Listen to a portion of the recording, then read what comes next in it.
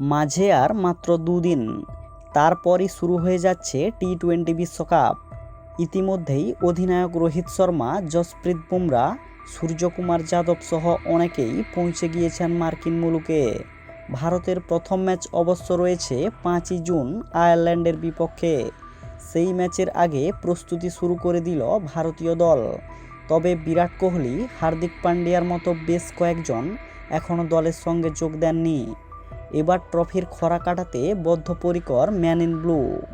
এবারের বিশ্বকাপ ট্রফি জেতার কতটা সম্ভাবনা রয়েছে জানতে পুরো ভিডিওটি দেখতে থাকুন। বন্ধুরা, টি-20 বিশ্বকাপ সংক্রান্ত প্রতিনিয়ত আপডেট পেতে চ্যানেলটিকে সাবস্ক্রাইব করে নিন। মার্কিন মুলুকে অনুশীলনে খোশ মেজাজে দেখা যায় ভারতীয় দলকে। রোহিত শর্মা, শুভমন গিল প্রথমে ব্যাট প্র্যাকটিস শুরু করেন, পরে নামেন বাকিরা। স্টার স্পোর্টসের এক সাক্ষাৎকারে ভারত অধিনায়ক রোহিত শর্মা বলেন, আমরাই প্রথম টি-20 বিশ্বকাপ জিতেছিলাম, কিন্তু তারপর আর জেতা সম্ভব হয়নি। তবে আমার মনে হয় এবার আমাদের চ্যাম্পিয়ন হওয়ার ভালোই সম্ভাবনা রয়েছে। অন্যদিকে বিরাট কোহলির কথায়, ভারত যখনই খেলে তখনই প্রত্যাশা বেড়ে যায়।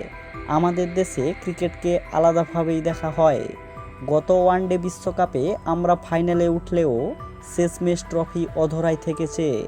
তবে এবার শেষ চেষ্টা করব বিদেশের মাটি থেকে টি-20 বিশ্বকাপ জেতার।